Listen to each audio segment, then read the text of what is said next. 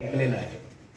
तर दास्तान या शब्दाचा साधा सोपा सरळ मराठी अर्थ होतो कथा, कहाण्या, गोष्टी, अफसाने, सुनाल्या, गजाली, किस्से. अभिजात मराठी बोलायचं झालं तर स्टोरी.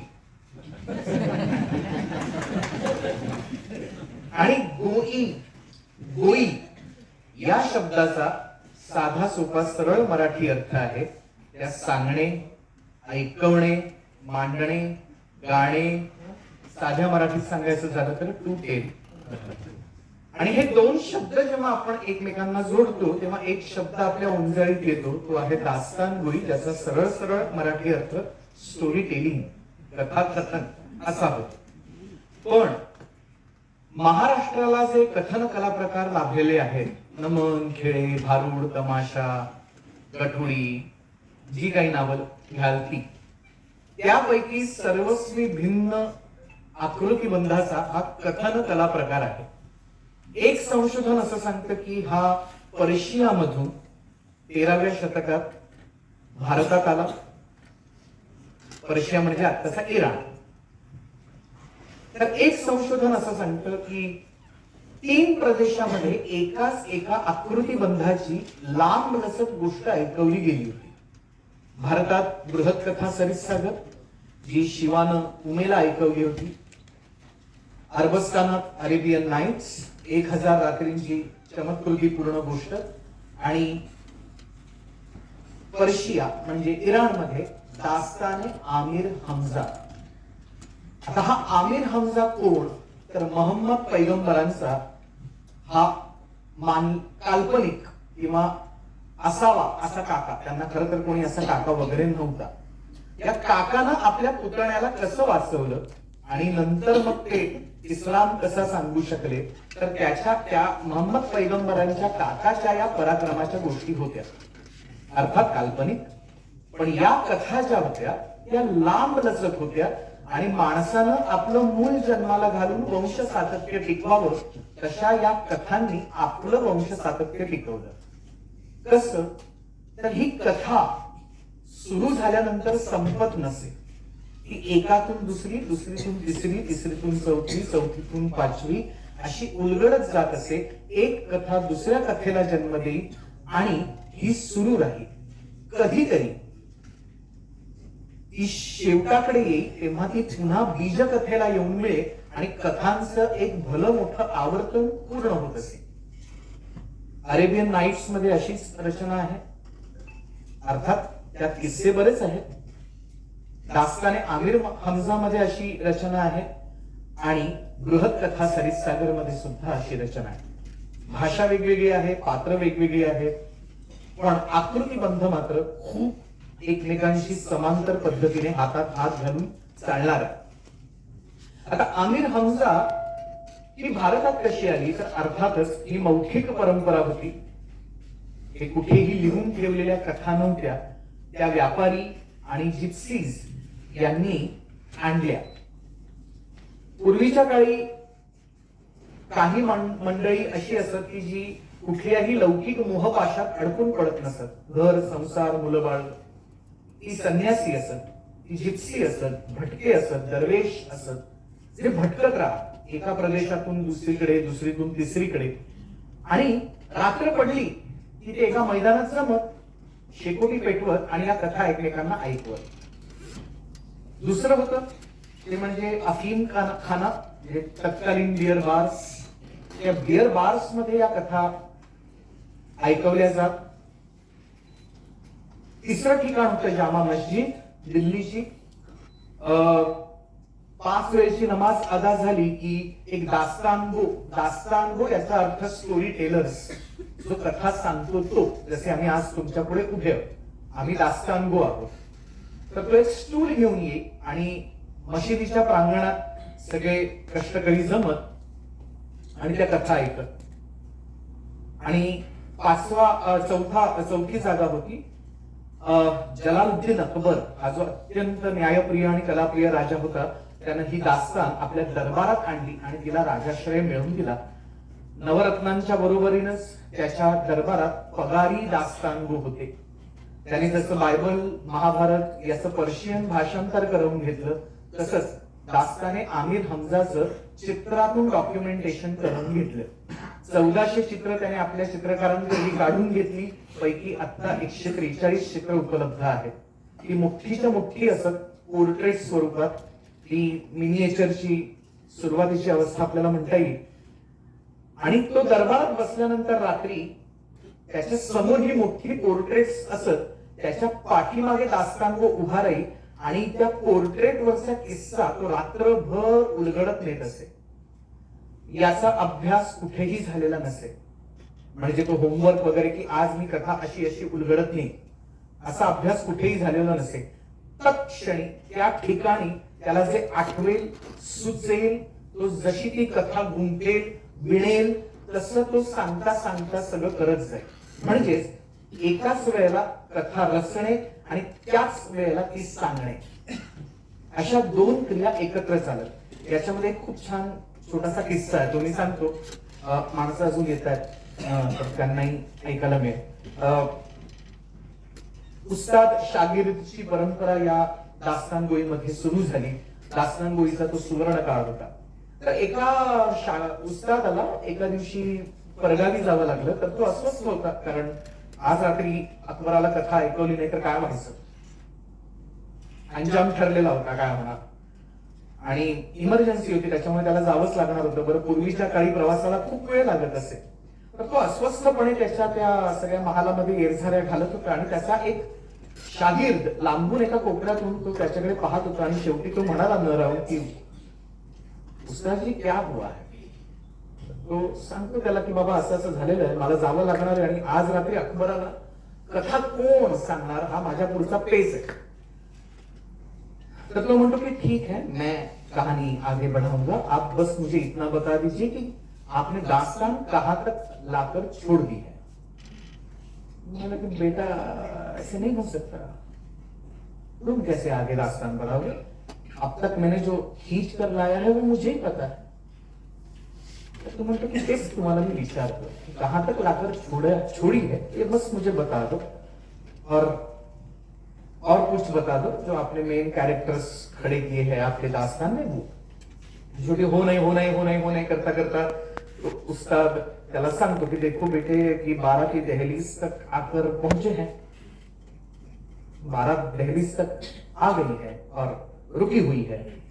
आज मैं उसे भीतर ले जाने वाला हूं, अब क्या करें. म्हणाला कि आप बेखौफ होकर जाइए, मैं संभाल लूंगा. त्या रात्रीपासून त्याचा शिष्य, त्याचा शागिर्द ती कथा पुढे नेतो.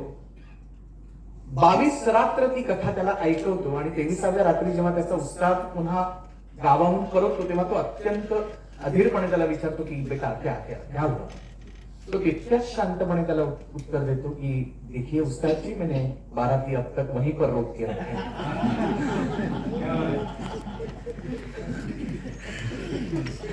म्हणजे आता तुम्हाला कळलं असेल आपल्या डेली सोप्स कुठून प्रेरित झालेल्या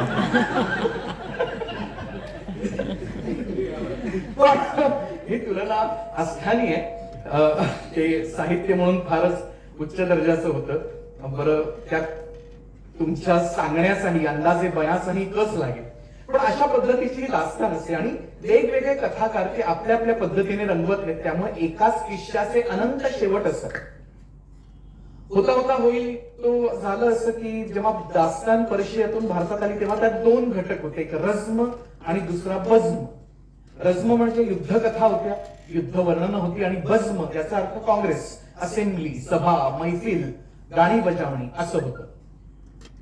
भारतीयांनी त्यात दोन घटक अजून जोडले. जेव्हा ती भारतात आली, दिल्ली लखनौ मध्ये रुजली, तेव्हा त्यात त्यांनी अय्यारी आणि तिलिस्म हे दोन घटक जोडले. अय्याशी नव्हे, अय्याशी म्हणजे स्वैराचार, अय्यारी म्हणजे चातुर्य कथा, चतुरपणा, चलाकपणा, धूर्तपणा, आणि तिलिस्म, तिलिस्म याचा अर्थ जादू, मॅजिक.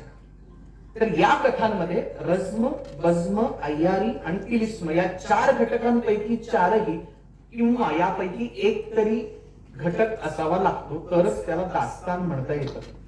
सगळ्यात महत्वाचं, ज्या कथा इस्लामचा प्रचार प्रसार करण्यासाठी सांगितल्या गेलेल्या होत्या त्यांनी सुरुवातीच्याच टप्प्यावर धर्मतत्वांशी बंडखोरी केली आणि स्वतःचं स्वतंत्र स्थान अबाधित राखलं. धर्म जे जे निषिद्ध मानतो ते सगळं या कथांमधली पात्र आवर्जून करतात.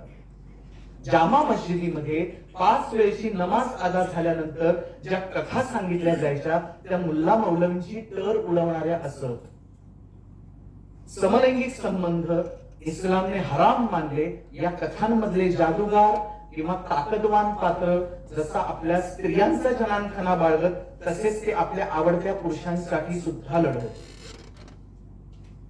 ही कथांनी स्वतःचं स्वतंत्र स्थान जे राखलं होतं ते किती महत्वाचं होतं हे आपल्याला दाखवून देतं. आणि हेही दाखवून देतं की ज्या धर्माला वाढण्यासाठी कथा, संगीत आणि काव्य हे 3 घटक आवश्यक असतात. ते जेव्हा नष्ट होतात तेव्हा तो धर्म किती आकुंचित, संकुचित होत जातो. आपण एक्झॅक्टली हिंदू धर्माचं आज हे झालेलं बघत आहोत. मुघलांनी या देशाला सौंदर्य शास्त्र दिलं, त्यांनी अत्यंत वेगळी दृष्टी दिली. हे आज आपण नाकारतो, हे अत्यंत निषेधार्ह आहे. एनिवे, इंग्रज आले. इंग्रजांनी आपली भाषा आणली, आपलं शिक्षण आणलं आणि जे देशी कथन कला प्रकार वल्गर आहेत ते सांगून मारून टाकायला सुरुवात केली. त्यापैकी दास्तान पहिली बळी पडली. कारण दास्तानमध्ये शृंगार कथा अत्यंत प्राधान्याने होत्या. लैंगिक वर्णनं होती खूप. आणि अर्थात ही लैंगिक वर्णनं जेव्हा सांगायची झाली तेव्हा ते ईश्वराचं नाव घेऊन, अल्लाहचं नाव घेऊन सांगितली जात नसत. मग एक प्रथा अशी पडली की दास्तान दरबारी झाली, ती दरबारात आली, त्यानंतर त्यांचा देव म्हणजे सम्राट व्हायला लागला. अर्थात सत्ता जे जे करते ते उत्तमच, त्याची खुशमस्करी किंवा खुशामत किंवा काय स्तुती केलीच पाहिजे. म्हणून अकबर जेव्हा हातात आपला दारूचा प्याला घेऊन बसत असे तेव्हा दास्तान गुंनी त्या दारूचं गुणवर्णन करणारी कविता किंवा गाणी लिहायला सुरुवात केली आणि दास्तानची सुरुवात साकीनामा गाऊन व्हायला सुरुवात झाली. पण देशी कथन कला प्रकार हे असे वल्गर म्हणून मारून टाकल्यानंतर 80हून अधिक वर्ष झाली दास्तान या भारतीय उपखंडातून पूर्णतः निस्तनाभूत झाली, लुप्त झाली, नष्ट झाली, नाहीशी झाली. 1989च्या दशकामध्ये 90च्या दशकामध्ये उर्दूचे एक प्रसिद्ध शायर, समीक्षक शमसूर रहमान फारुखी साहेब यांनी कोलंबिया विद्यापीठातल्या डॉक्टर फ्रान्सिस प्रिचेट ज्या पर्शियन भाषेच्या तज्ञ होत्या त्यांच्या बरोबर या दास्तान गोईवर एकत्र काम करायला सुरुवात केली. त्या कोलंबिया युनिव्हर्सिटीतून करत, हे भारतातून करत. आणि या शोध कार्यामध्ये दास्ताने आमिर हमजाचे 46 खंड त्यांच्या हाती लागले शमसूर रहमान फारुखी साहेबांच्या. ही दास्तान संहिता रूपात आली ती ब्रिटिशांच्याच कार्यकाळामध्ये आली. नवल किशोर प्रेसने ती आणली आणि ही भारतातली सगळ्यात लांब लचक दास्तान म्हटली जाते. किती लांब लचक तर यातले 46 खंड प्रत्येकी हजार पृष्ठांचे आहेत. ही 46,000 पानांची प्रदीर्घ दास्तान आहे. आजही ती उपलब्ध आहे. रेखता.com वर ही सगळी तुम्हाला वाचायला मिळेल. पैकी त्याच्या 8 खंडांचं लिप्यंतरण झालेलं आहे देवनागरीमध्ये. बाकी अजून खंडांचं झालेलं नाही, त्या पर्शियन मध्येच आहेत. महमूद फारुखी त्यांचा पुतण्या शमसूर रहमान फारुखींचा, ते त्याला म्हणाले की देखो बेटा मैं तो राइटर हूं, मैं परफॉर्मर नहीं, मुझे आपकी तरह कहानी हिलाकर मैं बता नहीं सकता, मैं लिख सकता हूं. यूं करो, मैं तुम्हें ये रिवायत सिखा देता हूं, तुम इब्तिदा कर दो. 4 मे 2005 साली म्हणजे आज बरोबर 20 वर्ष दिल्लीच्या इंडियन ऑडिटोरियम मध्ये पुनरुज्जीवित दास्तान गोईचा पहिला प्रयोग सादर झाला आणि पुन्हा या देशात दास्तान गोईची पुनरुज्जीवनाची नवी परंपरा निर्माण झाली. हे होताना 3 महत्वाचे बदल घडले. पैकी पहिला महत्वाचा बदल म्हणजे ज्या लांब लचक कथा होत्या, ज्या वर्षानुवर्ष चालत राहायच्या, रात्रभर ऐकवल्या जायच्या, त्याचा कालावधी आता 2 तासांवर आला. दुसरा महत्वाचा बदल म्हणजे त्या फक्त आता हिंदी उर्दू मध्ये न राहता त्या गुजरातीत गेल्या, त्या बंगालीत गेल्या, त्या कन्नड मध्ये आल्या. आम्ही आपल्यासाठी त्या मराठीत आणतोय. आणि सगळ्यात महत्वाचा तिसरा बदल म्हणजे तुम्ही ही 4ही ठिकाणं पाहिली तर या चारही ठिकाणी म्हणजे जामा मस्जिद, रात्रीची मोकळी मैदानं, बिअर बार्स आणि अकबराचा दरबार, या चारही ठिकाणी महिलांना थेट यायला मज्जा होता. ही पुरुषी मक्तेदारीची ठिकाणं होती. अर्थातच दास्तान ही मेल डॉमिनेटिंग आर्ट फॉर्म होता. सांगणारेही पुरुष, ऐकणारेही पुरुष. त्यामुळे सुरुवातीच्या दास्तानमध्ये यातली स्त्री पात्र दोनच रंग असणारी होती. एकतर त्या चेटकिणी होत्या किंवा एकतर त्या पर्या होत्या. आदलं मधलं काहीच नसेल.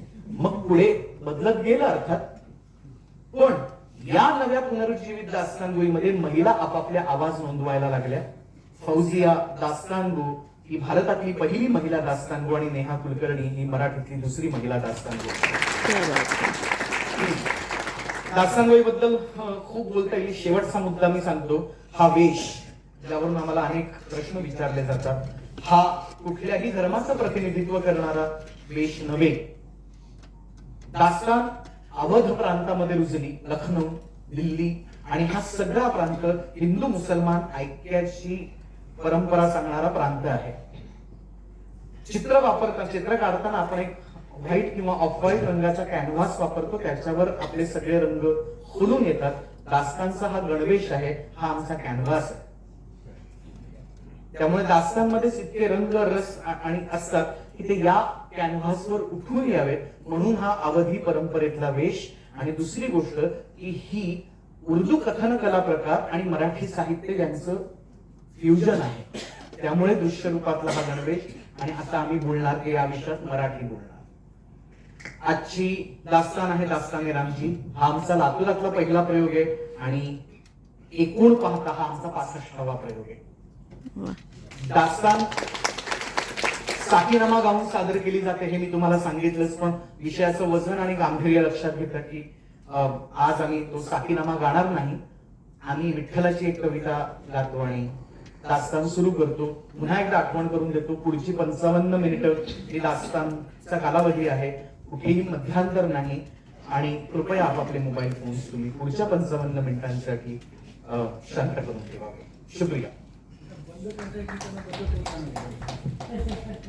हरीची वाट कशी दगडा धोंड्याची, राया विठ्ठलाची दिंडी पिवळ्या झेंड्याची.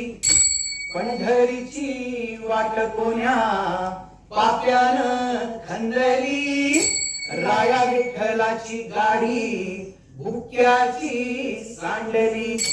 चंद्रभागे आला पुर नावा चालल्या पुढत, विठ्ठलाची राणी आली आली नारळ फोडत.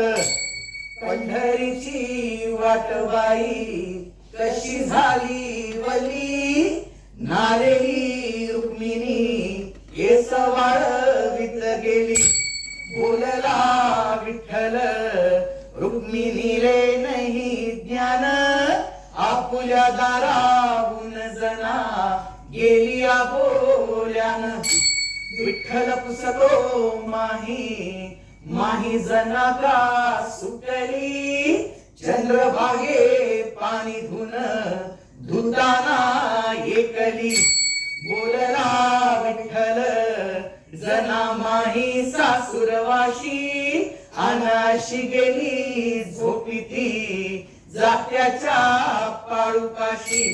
रुक्मिणीनं पती अडवले आडवले आड भीती, अन खर सांगा राया जना तुमची कोण लागती.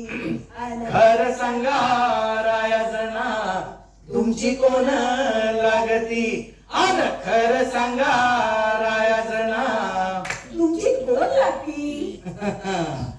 विठ्ठल विठ्ठल विठ्ठल विठ्ठल. ध्यानात जग भासी अभासी, ध्यानात जग भासी अभासी, मौनात राग भासी विभासी.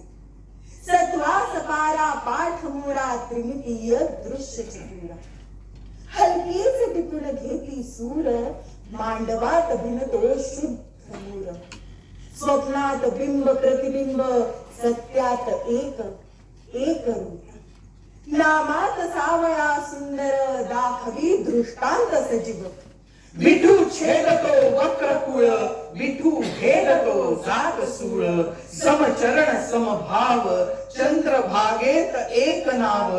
विठू बागेत एक गाव, साधकासी एक ठाव. विठ्ठल विठ्ठल एक नाम, विठ्ठल विठ्ठल एक नाम. विठ्ठल विठ्ठल एक नाम.